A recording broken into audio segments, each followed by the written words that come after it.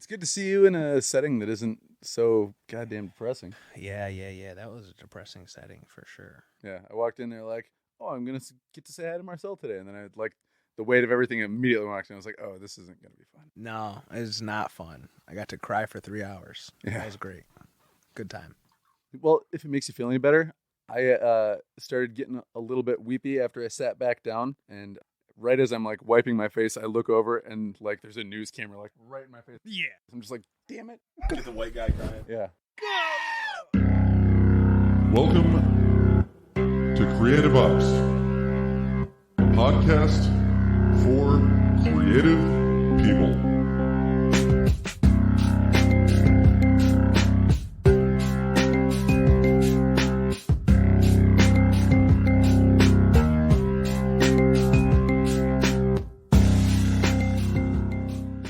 Yo. My name is Marcel Fable Price, and I'm the Chief Innovation. Wait, nope. Yo. My name is Marcel Fable Price, and I am the Chief Inspiration Architect with the Diatribe. If you're looking for an incredible organization to give to, please consider the Diatribe. It's an arts and cultural organization rooted in the south side of Grand Rapids that serves all of Kent County. If you want to learn more about the Diatribe, you can go to our website at thediatribe.org. Marcel is also the former poet laureate of the city of Grand Rapids. He's the main guy over at the Diatribe, and he is trying to spread the word about some stuff that recently happened at a county commission meeting where his organization was denied $2 million based on politics. So we'll talk about that. We'll also talk about how they're moving past that and some of the cool things that they have in store. So, end of the year, you're thinking about giving? This is an organization that's going to do a lot of good in a very innovative way. Listen and check it out. See what you think.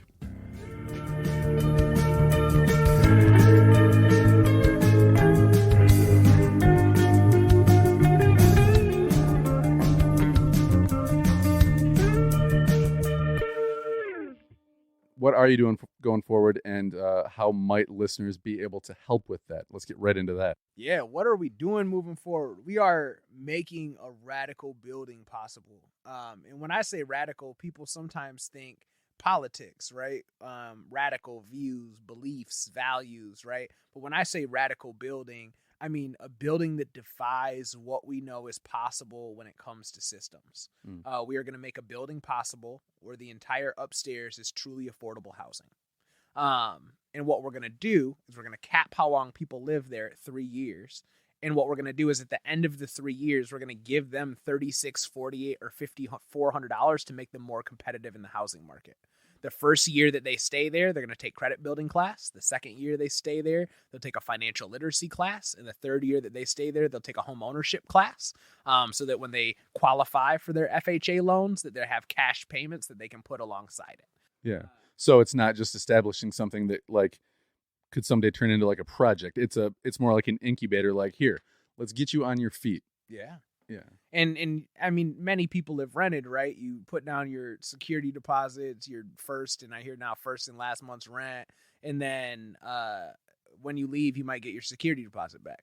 This, you're moving in. And when you leave, you're leaving better off financially than when you came in, right? Yeah. That's what rent should be doing, right? Yeah. Is it should be setting you up for the next step, not setting you up to stay in a system of renting, right? Because renting, and I'm sure it's not just Grand Rapids, but it's also Grand Rapids.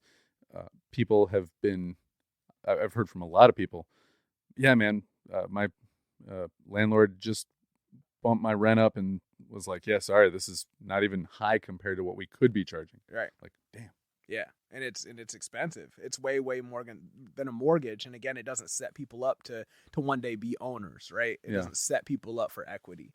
Then the main floor of this building, half of it's going to be a collaborative working space for change makers, artists, creatives, people who want to make an impact where they live and in their community and environment. And then during after school hours, it's going to be a hangout space for 20 to 30 young people. And we're going to focus on serving the entirety of the young people.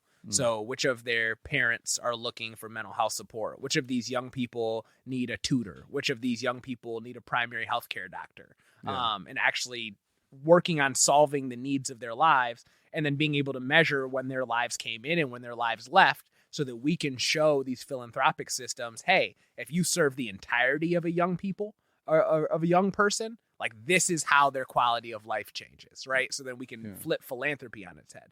And then the other side of the building is going to be hyper affordable business incubator spaces. They are also going to be businesses that we hire as contractors. So we're going to use their photography services. We're going to use their recording services. We're going to use them to be our graphic designers. Nice, yeah. So not only is the space affordable, but then we're also pouring into them financially to ensure that their businesses are sustainable and add healthy, walkable businesses to our business district, which is one riddled with blight. Yeah. Giving them work, benefiting from their work, and also, like you said, giving them a space where, like, when they're done doing what they're doing with you guys there, they're in a much better position than they were when they got there. 100%. And all these businesses are interested in working with young people. And because they're for-profit businesses, they can leverage our nonprofit status to be able to work with young people and go after grants so that they can then also do work with young people and create a revenue stream for that. So again, flipping a lot of these systems on their head and doing them in ways that people haven't done. And then in the basement of this space, there's going to Wait, be... there's more. There's more. In the basement of this space, there's going to be an all-ages venue. That, again, in our neighborhood isn't set up like a lot of other neighborhoods across the city where neighborhoods should be places where you live, work, and play, right? Yeah. And our neighborhood doesn't have a place for you to do all of those things. It's surrounded by a bunch of homes. The population density is high, but our business districts are riddled with blight. And this would be a huge step and anchor in shifting this and also bringing in a ton of pedestrian traffic to the businesses that do exist there. Yeah. Because we have some of the best food in all of Grand Rapids, right? El Globo is incredible, right? Like Trace Mangoes is incredible. And I know some people will go back and forth with me on this, but I think Four Brothers is amazing. Yeah, Four Brothers is amazing. Tacos El Cuñado is legendary, right? And the one on Burton is supreme. But again, like, we'll be bringing in pedestrian traffic and people can bring the food into our venue. And also this venue is going to be set up like, if you rent the Graham, like if you have a wedding at the Grand Rapids Art Museum, they have a list of authorized vendors. When corporate entities rent our business, all our authorized caterers are going to be neighborhood businesses. Yeah. Where, again, economically, this is going to be an engine that pours into the businesses around us. Yeah, right? Because, like, for anybody that didn't listen to the first episode that you were on, I highly recommend it, because that was one of the things that you talked about a lot, was the fact that when you redline a place, then you're pulling everything out of it and just leaving the people that can't afford to leave. Mm-hmm. So then there's, like you said, no investment. There's not a chance really for anybody to even build up a business in those places. Yeah. So this is what this space is. And that's what you'll hear about not getting funded. And your question was the what's next, and the what's next is making it happen. So right now we have $1.3 million, $1.4 million. Which, congratulations on that. Do you ever stop and think about, like, that's a lot of damn money, dude. No, like, I know for an organization, you need more than that. But, like, to think that you've got that money already, I would love to have $1.3 million. You know what I'm saying? I would also like that. I guess more than anything, I'm just saying, like, I know that you have a ways to go still, but I hope that you do stop and appreciate, like, man, we've done a lot already, even though, the DI is on down the road. I think that's true, and I think that's healthy, and I think maybe I'm unhealthy because I don't know if I have the luxury to be able to stop and afford to think about that. Like, when a system can choke us out of $2 million. Yeah. When the powers that be are constantly working at making sure you don't succeed. I don't know if I can take the time to think to myself, man, atta boy, 1.4 when I got to get to 5.6. Like, I can't. Like, I can't stop that. Like, I can't stop moving. I can't stop trying to look at the pieces on the board and where they're going. Which is why you've gotten as much as you've got now, because you just keep going. You have to go. Yeah.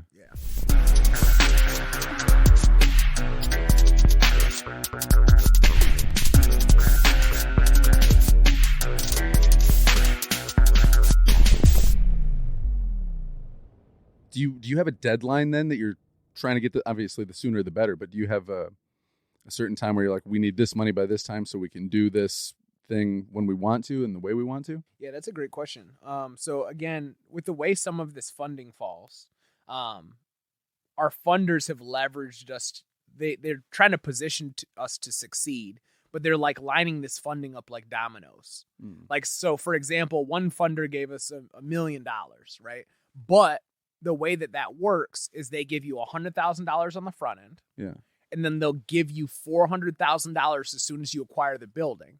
And they'll give you the final $400,000 as soon as you build out the building, right? Which is really generous, but also, all right, now we have $100,000. So how do we build our campaign? Yeah. How do we build our capital campaign? Now that we're building our capital campaign, I need to raise $400,000 to purchase the building. When I do, that frees up $400,000. So that equips us to start building out on the building. And then I need to raise the rest of the cost to be able to staff and build out the rest of the building, right? So where it's not like, oh, $1 million is in the bank, right? Yeah, all right, the first amount of the money is freed up and in the bank. Now it's up for me to put their money where my mouth is. Yeah. And to show that this is possible, to create a business plan that makes it feasible, to build the staff that makes it possible, and then to convince the rest of the people to believe in this idea enough to donate the money or to get the money from the public and private sector to be able to make it a reality. Yeah. Is there going to be more opportunities that you're aware of, like now that you're zeroing in on, now that the ARPA thing is so gone the way it has?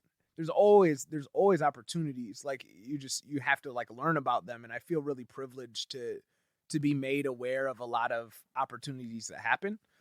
So after we got done the way that we did by the county, there is going to be other funding streams that are open and available. So we are going to apply for those. Also, when it came to the county dollars, they passed an amendment literally right before they voted on that if none of that money is spent, or the people are unable to do the projects, that only the people who threw their hat in the ring are able to receive that funding. So by me airing out this process, it might be putting us in risk of not receiving funding because it makes them even more angry, right? But also if they see the way that we're handling this, if they see the way that I'm going about this, then I'm not chastising them, that I'm not talking down on them, that I'm not belittling them, right? That I'm literally just telling people how these systems work, teaching them about what happened to us, which is why things like growth in our neighborhood doesn't happen, right? Growth in our communities don't happen. Why people can't be dynamic innovators and change all these systems, how they're made to keep things in place, keep working how they've been designed to work, right? The idea is, yes, to go after other funding. And there is going to be other funding opportunities. We're going after money from like the National Endowment for Humanities. We just received a really generous grant from the Poetry Foundation. Like there's all their money in the world. But again, this would have made it so much faster. And then again, with that other money, you got to put it to other things. Some organizations only fund programs. They want to fund the stuff they see. A lot of places don't fund capital. So like this $2 million capital is property improvements. A lot of people don't fund that. So going after that and funding property, especially dilapidated property in our neighborhood, is huge. Like this building that we bought, it's a brownfield zone. It's a contaminated building, not only full of asbestos, but environmental contaminants from what has existed in that building and has kept it dilapidated. Like we're turning something into something that is possibly contaminating the water and the environment around it into a healthy space spiritually and mentally and economically for the community.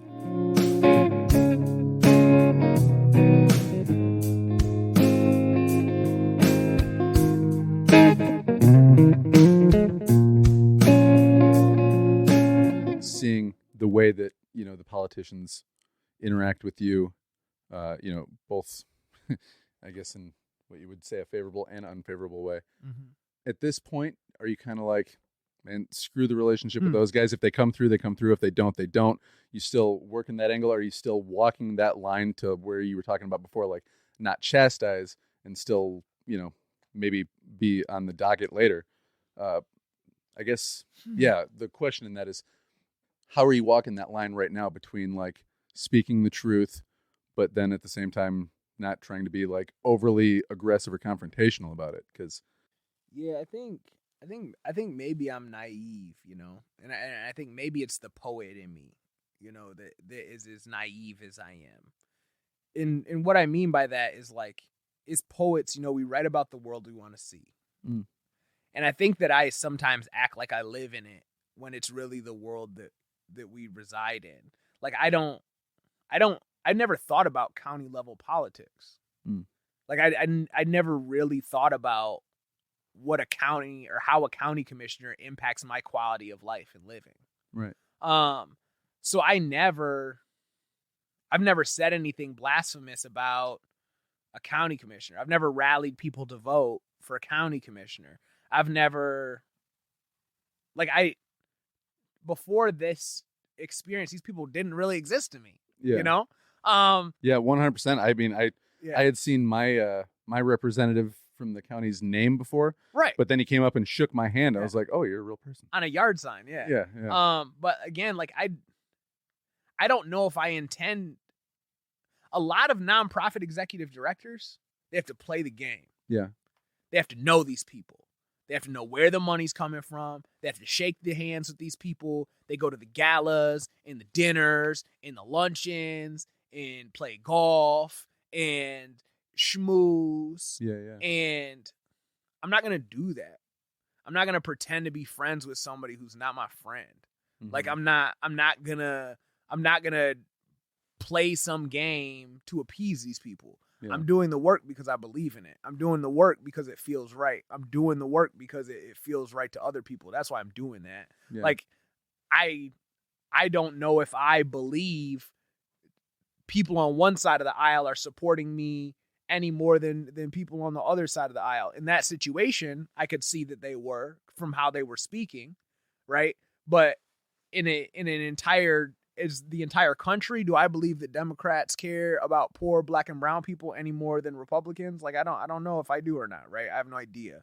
I know that we've been in the same place that we've always been at since for forever, so I don't know if either of them are getting us out of where we're at, So regardless, and I digress.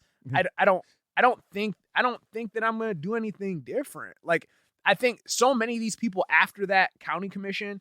And like, I don't know if you're going to put the link to the actual county commission meeting in like the bottom of your podcast, but so many of these people were chastising the others. And at the end, there were a number of Republican folks, I think you were even standing there, that came up to me in the end and they were just like, I want to shake your hand. Like you handled that really well. Yeah. And like, I hope this doesn't dissuade you from staying active in politics. Yeah. Yeah. And it's like, wait, I'm not active in politics. Like I'm not a politician. You're a politician, right?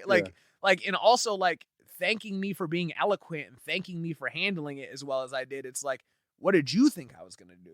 Did you think I was going to come here and yell at you? Did you think I was going to come here and shame you? Did you think that I was going to be mean to you? Right? It's like, just because you did that to me doesn't mean that's what I'm going to do to you, Like, I'm not you, right? Like, and I think that I'm going to continue to live that way. There'd be an applause break right now because that was awesome.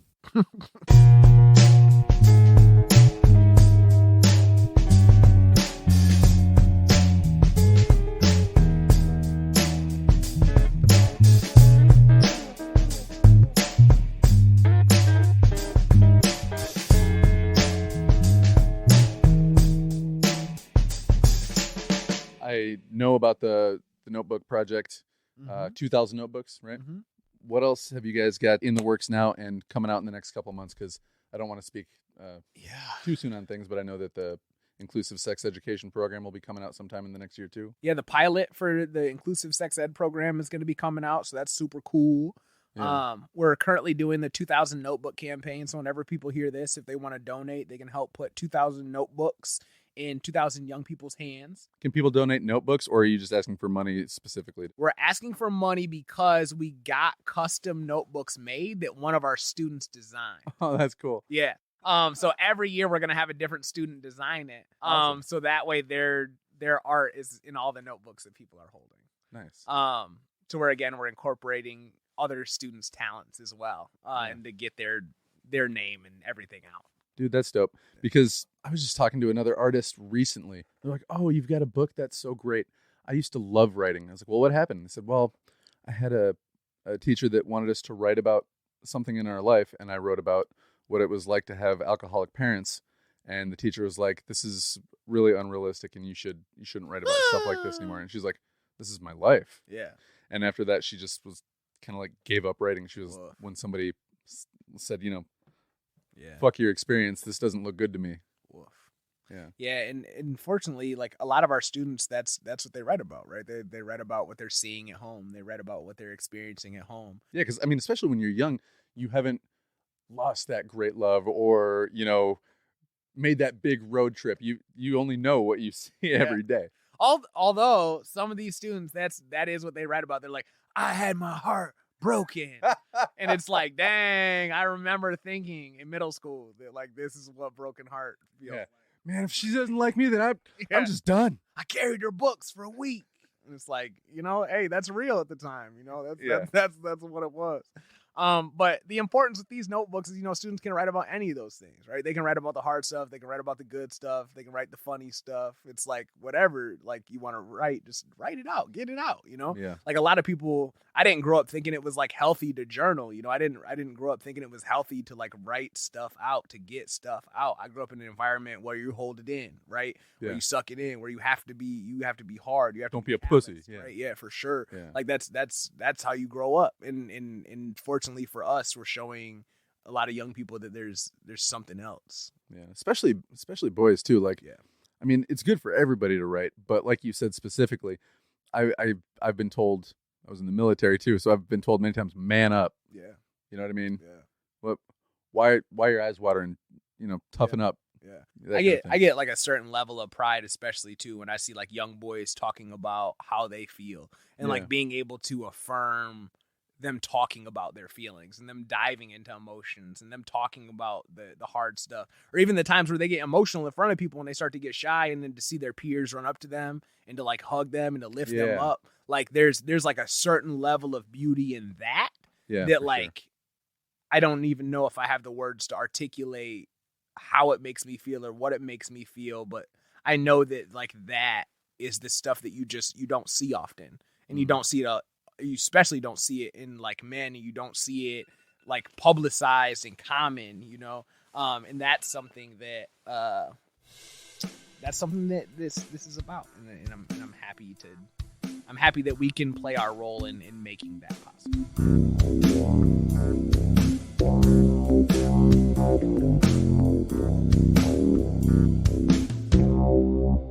I want everyone to listen to the first episode that you were on, because we do a real deep dive into all the things that the Diatribe does.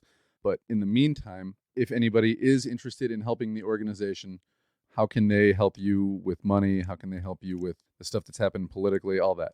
Yeah, again, and help isn't always monetary, even with nonprofits, It doesn't hurt, but yeah, you're right. Yeah, it doesn't hurt. If you're somebody who doesn't have the ability to give, like getting on social media and sharing these videos about what happened is Yeah. a realistic way that people can help, right? Yeah, if you're on Twitter, look up, who is it, Kate Carlson. She's been posting stuff all Yep. about it, covering it from Yep. Michigan Business. Please look that up. If the Diatribe on Instagram, we release a lot of our student videos. Like our social media is like student ran. Like, Oh, really? yeah, people don't know that, but like, yeah, that's student ran. Our Facebook, our Instagram, yeah, They do a good job with they it. do a really good job, and that's, I mean, They do a better they're job than I better do with than mine. us at it. Yeah, for sure. That's what yeah, of course, yeah, that's what they do. But also we pay them to do it, so that's cool. Nice. But sharing that content, right, is a huge help.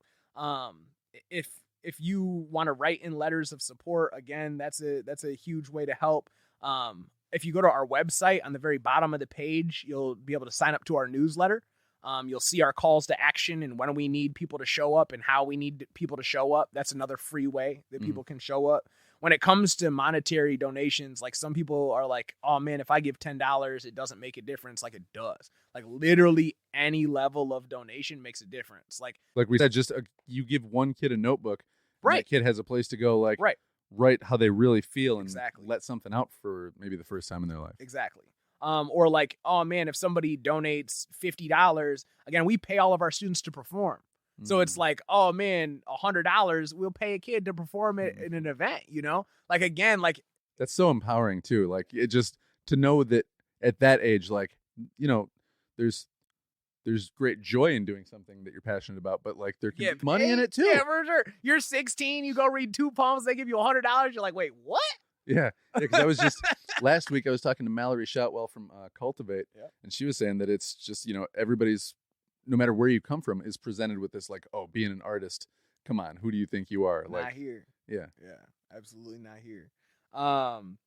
So again, if you want to donate, getting your work, rallying your work to do so, right? If you work at a JC Penney, can you make the Diatribe who you give to once a month? If you work at a brewery, can you be like, hey, on April for Poetry Month, can we give to the Diatribe? Like finding ways for the place that you work to be able to give to the Diatribe. Like that's a realistic way to help if you can't personally donate. But also coming to events. Like every year we do events, and now that COVID is starting to become more of a norm, a reality, and we're getting back to doing events, coming out to events. We do an event every summer, our summer poetry pop-up show where our kids perform. That's one of our events. I think we're going to be bringing our huge event back. Do teaching artists perform along with the students ever? They do. Nice. They do. So that's pretty cool.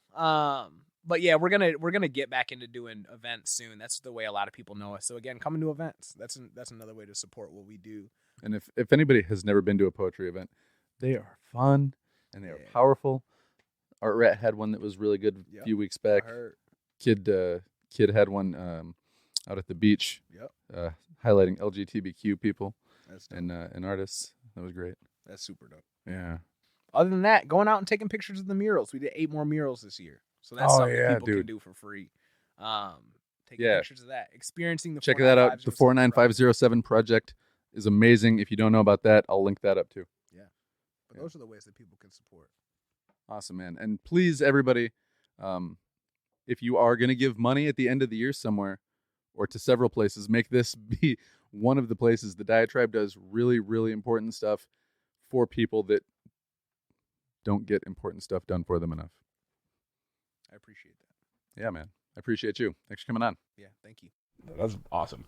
That was Marcel Price. I hope you check out what they've got going on, get behind them, and support them against injustice in local politics. Again, check out the first episode that Marcel was on. That was episode 46. Look at the show notes for all the links. All right, everybody. See you next time. Love you. Mwah.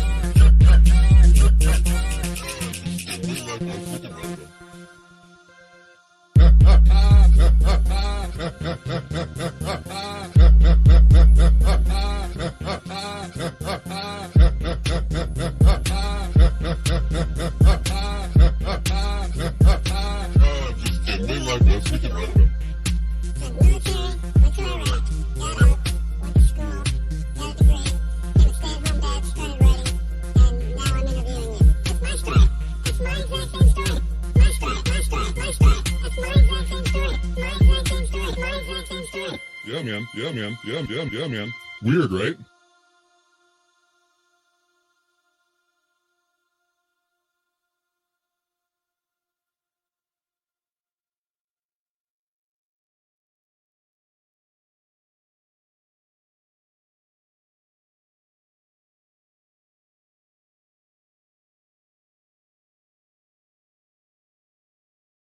That's awesome.